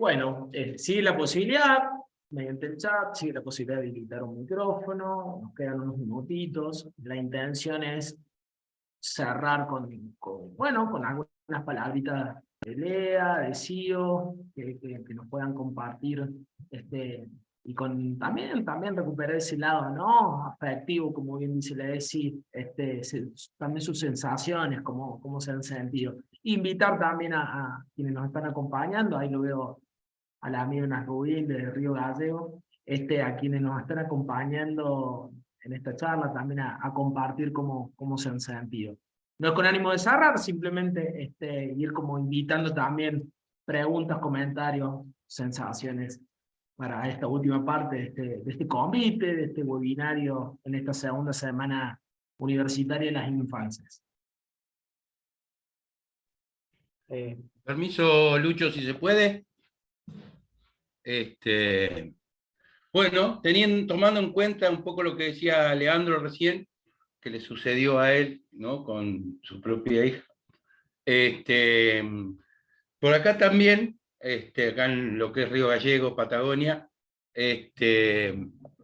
fue problemático desde mi punto de vista el hecho de la aceptación de toda la niñez con respecto a esto. Me parece que pasó, o al menos acá, fue muy a través del miedo, ¿no? El miedo a que afuera estaba el virus, afuera estaba la muerte, y quien viniera de afuera podía traer la muerte, entonces no había que acercarse a nadie. Generamos toda una ola generamos en general, ¿no? una ola de terror, de temor, teniendo en cuenta de que sí, que el virus se llevó mucha gente. No vamos a entrar en el tema, como bien dijo Leandro, ni a favor ni en contra del virus, ni de las políticas tomadas, ni de las situaciones. Acá fue tremendo porque había horarios, situaciones donde no te dejaban entrar a los supermercados con los niños por más que no tuvieras con quién dejarlo. O sea, un montón de situaciones, pero principalmente se estructuró una plataforma de miedo a la cual después no salimos a desarmar.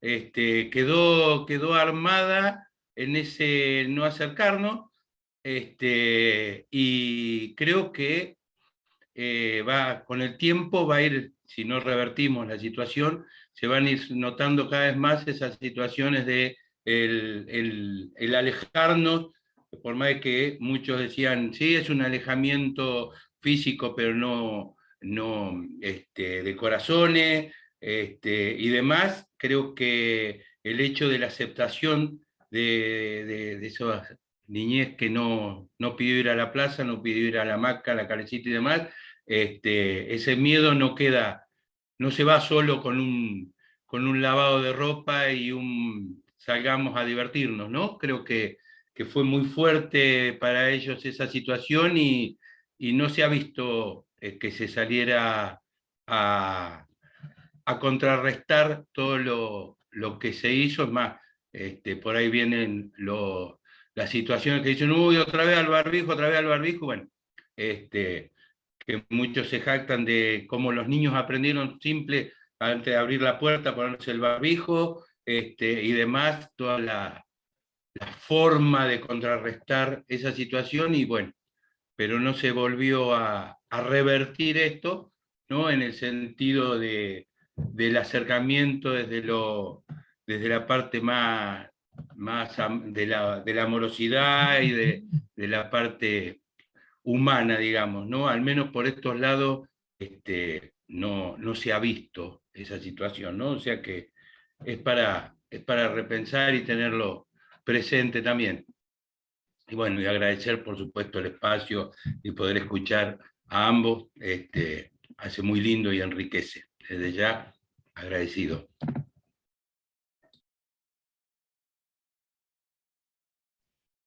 Lu, yo ahí quería, haciendo un poco alusión a lo que Leandro y Nas acaban de comentar, porque hay cosas que desconocimos como continente que fueron muy importantes y que hicieron los territorios mirarse hacia adentro.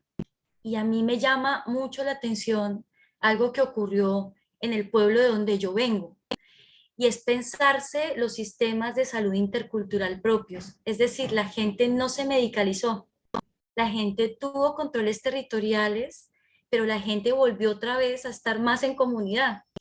Y con las plantas medicinales pudieron hacer unos controles muy bellos a nivel interno. Y este es un clic que armamos, es súper corto, yo no sé si son unos segundos, que lo armé justamente para empezar a ver que no en todos los lugares ocurrió de la misma manera y que ahí recibimos una lección muy bella. Los mayores han dicho, acá está, al parecer esto es solamente un inicio de una era difícil. Posteriormente pueden venir cosas peores. Entonces hay que afrontar esta situación, hay que hacerle frente desde todos los campos, desde el campo espiritual, con los mayores sabedores ancestrales, con toda la cultura que nosotros tenemos a nuestro interior, pero también tenemos que tener en cuenta la parte científica occidental.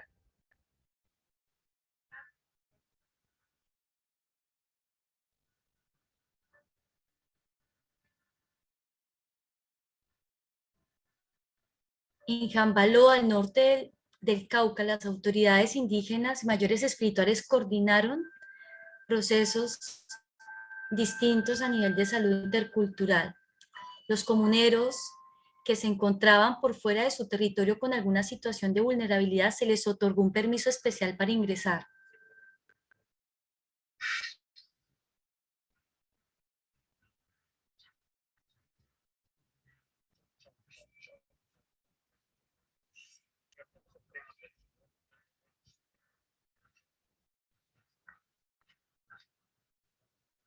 todas son plantas medicinales, de cortezas y floraciones.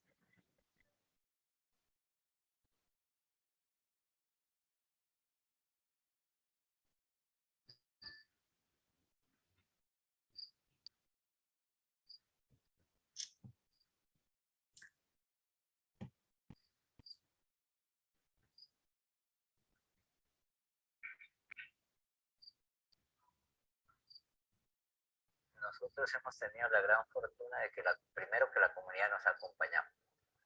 Los líderes de las veredas nos han acompañado. Y básicamente acá los mayores espirituales. Nos hemos acompañado mutuamente y estamos trabajando en este ejercicio y aspiramos que todos en Los diálogos interculturales implican esos otros estadios, ¿sí? Entonces yo quería solamente terminar con eso, porque me parece tan especial lo que se dio en términos de problematizar. La interculturalidad implica el diálogo entre ambos sistemas de saberes, el propio, ¿sí? Y lo que implica también pensarnos desde las complejidades denme un minuto, de este gran Avia Yala, ¿eh? Que se activó todo acá, Dios mío, es que nos vamos. Y digamos, los médicos decían, ¿cómo están haciendo ustedes para fortalecer el sistema inmune? Y había siempre esas preguntas. A mí me pareció tan bello cuando llegué en plena pandemia al Pilcomayo y la resina, ¿no?, de la brea se está usando para subir ese sistema inmune y los mayores sabían cuál era la cantidad apropiada para tomar con agua, disuelta en agua, para que esta enfermedad no nos diera tan duro antes de la vacuna, ¿no? Y toda la problematización con respecto a la vacuna. Entonces ahí, digamos, ¿qué implica construir redes y tejidos que permitan vínculos más sólidos y permitan la escucha? Hay muchas cosas que ocurren que a veces no las estamos escuchando por el tren de vida al cual nos está llevando el mundo en el que vivimos, en el que habitamos. Gracias, Lucho, por este encuentro, por la posibilidad de invitarnos a los estudiantes presentes, a los colegas, a los maestros que están hoy acá y que se puedan abrir puentes de otros diálogos interculturales más adelante, desde el sentir y pensar de los pueblos de este gran Avia Yala. Chutepay, Ewa Ewa. Ya.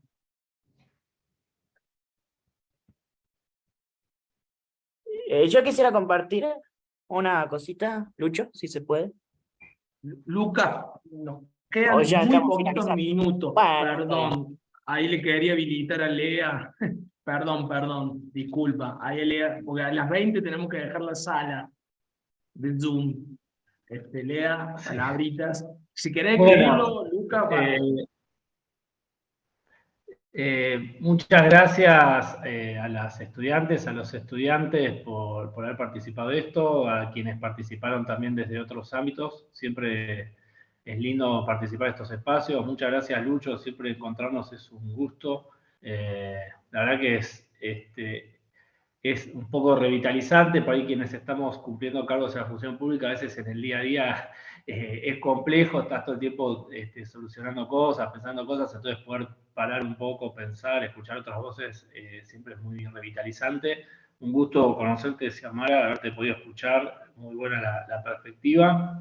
Como les decía, dejé en el chat mi mail, en todo caso, si no, Lucho también tiene mi correo, quedo a disposición. Y bueno, nada, espero poder volver a encontrarnos, seguir pensando y esperemos, como decía hace un rato acá el compañero, estamos en un momento en nuestro país político muy complejo y bueno, evidentemente hay perspectivas que van muy en contra de lo que son los derechos de las infancias, así que ojalá que como sociedad y después de estar en los 38 años de democracia podamos darnos la oportunidad de seguir discutiendo así, respetando las opiniones y las perspectivas de quienes piensan de otra manera y que no terminen ganando las perspectivas que lo que prometen es más represión y más de lo que ya sabemos que nos dejó tan mal.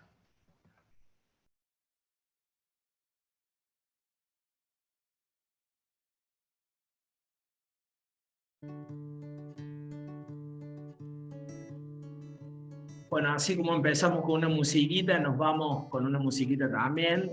Lea, Sigo, muchísimas gracias a los estudiantes, los docentes, a gente de otros lados, también de otras instituciones. Muchísimas gracias y que esto nos permita seguir construyendo un mundo más igualitario, mejor, más tierno, donde las infancias también sean protagonistas, ¿no? Todas las infancias, todas. Y ahí vamos, es por ahí. Muchas gracias. Brisa tibia que endulza por dentro como la caricia de un rayo de sol. Luego de buscar por el cielo y la tierra una medicina me vine a encontrar. Es tan antigua como poderosa, cuando la das la podés encontrar.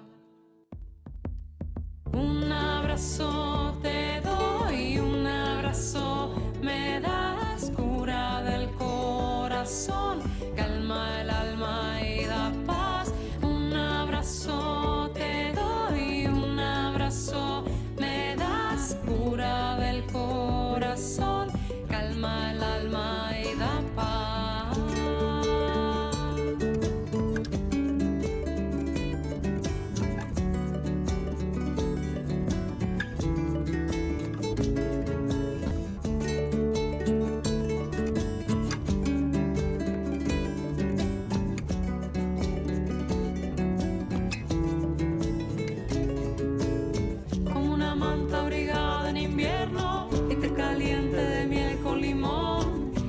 Tibia que endulza por dentro como la caricia de un rayo de sol. Luego de buscar por el cielo y la tierra una medicina me vine a encontrar. Es tan antigua como poderosa, cuando la das la podés encontrar.